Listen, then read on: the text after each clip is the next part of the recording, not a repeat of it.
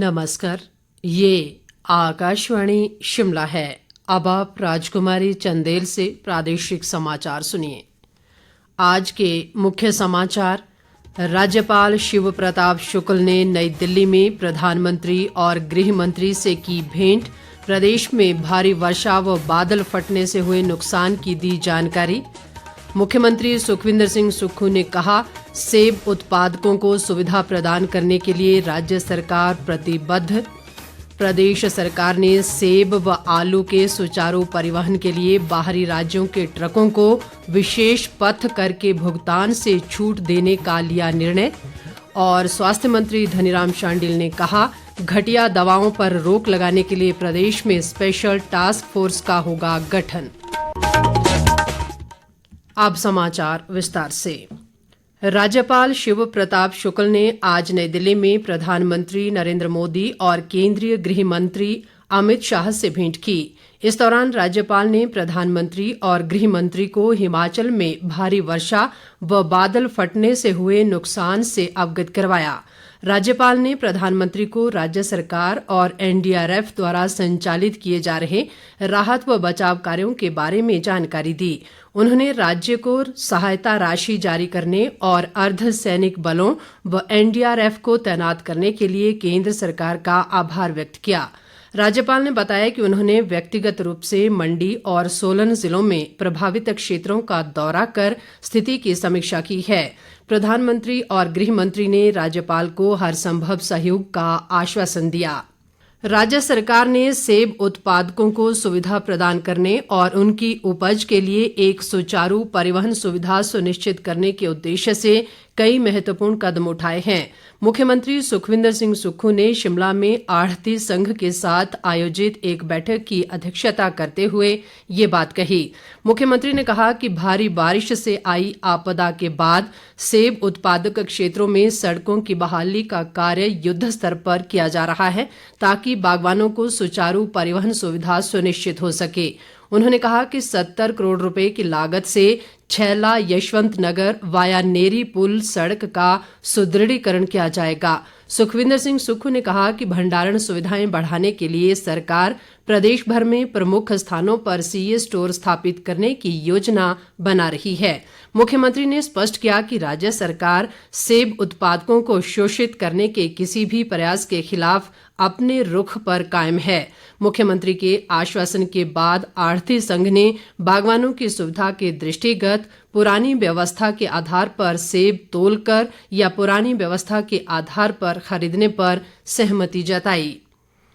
राज्य सरकार विधवा पुनर्विवाह अनुदान योजना के तहत प्रदान की जा रही अनुदान राशि को 65,000 रुपए से बढ़ाकर 1 लाख रुपए करने पर विचार कर रही है।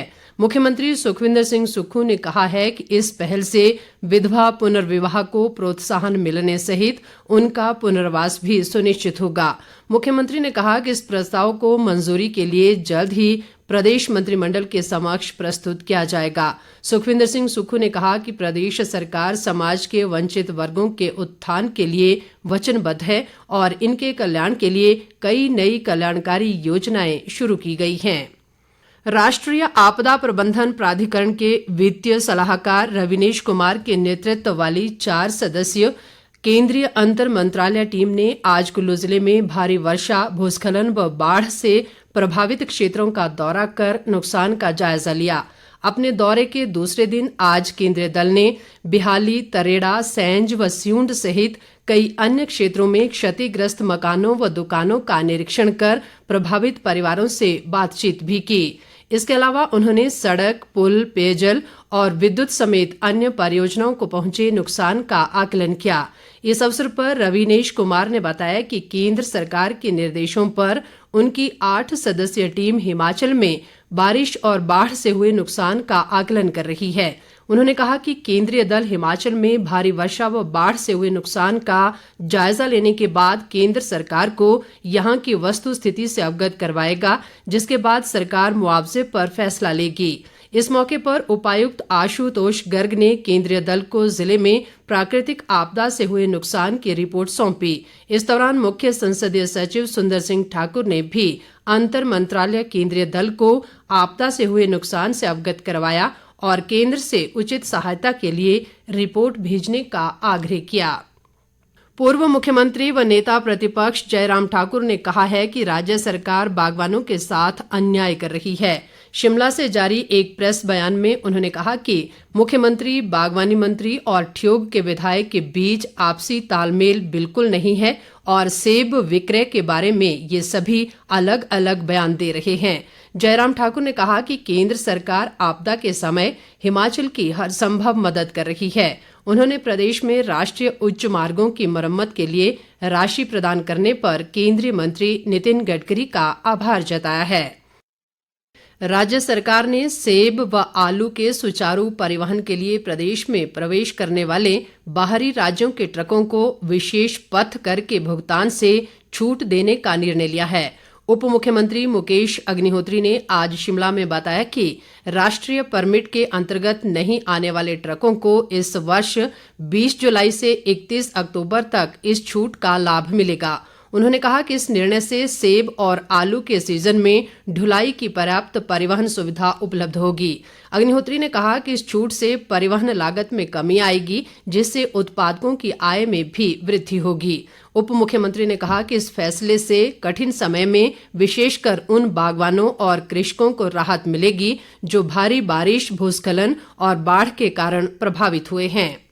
स्वास्थ्य व परिवार कल्याण मंत्री कर्नल धनीराम शांडिल ने कहा है कि घटिया जीवन रक्षक दवाओं पर रोक लगाने के लिए प्रदेश में स्पेशल टास्क फोर्स का गठन किया जाएगा। सोलन में आज पत्रकारों से अनौपचारिक बातचीत में उन्होंने कहा कि कुछ फार्मा कंपनियों में बन रही घटिया जीवन रक्षक दवाओं का निर्माण चिंताजनक है और दोषी फार्मा कंपनियों के खिलाफ सख्त कार्रवाई की जाएगी। शांडिल ने कहा कि राज्य सरकार दवाओं की गुणवत्ता को लेकर गंभीर है और लोगों को बेहतर स्वास्थ्य सुविधाएं उपलब्ध करवाने के लिए प्रतिबद्ध है। गौरतलब है कि हिमाचल में बनी 14 दवाओं के सैंपल फेल हो गए हैं और प्रदेश में इस वर्ष जनवरी से जुलाई तक 107 दवाओं के सैंपल फेल हो चुके हैं। इस बीच स्वास्थ्य मंत्री धनीराम शांडिल ने आज सोलन में एक बैठक की अध्यक्षता करते हुए कहा कि कथेड़ में अत्याधुनिक बहुविशेषज्ञ अस्पताल के साथ एक क्रिटिकल केयर सेंटर भी निर्मित किया जाएगा। उन्होंने कहा कि क्रिटिकल केयर सेंटर से गंभीर बीमारियों से ग्रस्त रोगियों को विशेषज्ञ सुविधाएं उपलब्ध होंगी। कृषि मंत्री चंद्र कुमार ने कहा है कि भारी वर्षा से प्रभावित लोगों के राहत व पुनर्वास कार्यों में सभी विभागीय अधिकारियों को तत्परता से कार्य करना चाहिए। धर्मशाला में आज एक समीक्षा बैठक की अध्यक्षता करते हुए उन्होंने कहा कि राहत व पुनर्वास कार्यों में किसी भी प्रकार की कोताही नहीं बरती जानी चाहिए। चंद्र कुमार ने कहा कि राज्य सरकार ने हाल ही में राहत राशि बढ़ाई है और उसी आधार पर लोगों को फौरी राहत उपलब्ध करवाई जानी चाहिए। वरिष्ठ भाजपा नेता व पूर्व मुख्यमंत्री प्रेम कुमार धूमल ने पार्टी पदाधिकारियों व कार्यकर्ताओं से आगामी लोकसभा चुनाव के लिए एकजुट होकर कार्य करने का आह्वान किया है। वे आज समीरपुर स्थित अपने निवास स्थान पर महिला मोर्चा की नवनियुक्त अध्यक्ष वंदना योगी सहित अन्य पार्टी कार्यकर्ताओं को संबोधित कर रहे थे। धूमल ने कहा कि प्रधानमंत्री नरेंद्र मोदी के नेतृत्व में केंद्र सरकार देश में शानदार काम कर रही है। उन्होंने कहा कि पार्टी में समय समय पर कार्यकर्ताओं को अलग अलग पद व दायित्व दिए जाते हैं, लेकिन पार्टी में अध्यक्ष से लेकर कार्यकर्ता तक सभी को महत्व दिया जाता है। धूमल ने वंदना योगी को नए दायित्व के लिए बधाई देते हुए विश्वास जताया कि सभी की एकजुट होकर मेहनत से आगामी लोकसभा चुनाव में फिर से भाजपा की जीत होगी। शिमला जिला उपायुक्त आदित्य नेगी ने अधिसूचना जारी कर बताया है कि राष्ट्रीय राजमार्ग 205 पर घंडल वैली ब्रिज 20 टन से कम वजन वाले सभी प्रकार के वाहनों के लिए बहाल कर दिया गया है। उन्होंने बताया कि वैली ब्रिज पर वाहन 10 किलोमीटर प्रति घंटा की रफ्तार से एक समय में एक ही वाहन निकल सकता है। उपायुक्त के अनुसार शिमला से मंडी की तरफ जाने वाले 20 टन से अधिक भारी वजन वाले वाहन घणाटी से वाया रुगड़ा, कोहबाग, शालाघाट, गलोग वैकल्पिक मार्ग और मंडी से शिमला की ओर आने वाले भारी वाहन बंगोरा, कालीहट्टी, नालहट्टी, हरिदेवी, घणाटी वैकल्पिक मार्ग का प्रयोग करेंगे। प्रदेश के विभिन्न स्थानों पर मानसून की वर्षा का क्रम रुक रुक कर जारी है। कुल्लू जिले के मणिकर्ण, सैंज, करजां और जगतसुख में कल रात बादल फटने की घटनाएं हुई हैं। बादल फटने के कारण आई बाढ़ के मलबे से लोगों के घरों, दुकानों और खेतों को नुकसान पहुंचा है। भाजपा नेता व पूर्व मंत्री गोविंद ठाकुर ने मौके का जायजा लिया और कहा कि जगत सुख में बादल फटने से दुकानों, घरों व खेतों सहित पशुधन को भी नुकसान हुआ है। अंत में मुख्य समाचार एक बार फिर। राज्यपाल शिव प्रताप शुक्ल ने नई दिल्ली में प्रधानमंत्री और केंद्रीय गृह मंत्री से की भेंट। प्रदेश में भारी वर्षा और बादल फटने से हुए नुकसान की दी जानकारी। मुख्यमंत्री सुखविंदर सिंह सुक्खू ने कहा, सेब उत्पादकों को सुविधा प्रदान करने के लिए राज्य सरकार प्रतिबद्ध। प्रदेश सरकार ने सेब व आलू के सुचारू परिवहन के लिए बाहरी राज्यों के ट्रकों को विशेष पथ कर के भुगतान से छूट देने का लिया निर्णय। और स्वास्थ्य मंत्री धनीराम शांडिल ने कहा, घटिया दवाओं पर रोक लगाने के लिए प्रदेश में स्पेशल टास्क फोर्स का होगा गठन। इसके साथ ही ये समाचार बुलेटिन समाप्त हुआ। नमस्कार।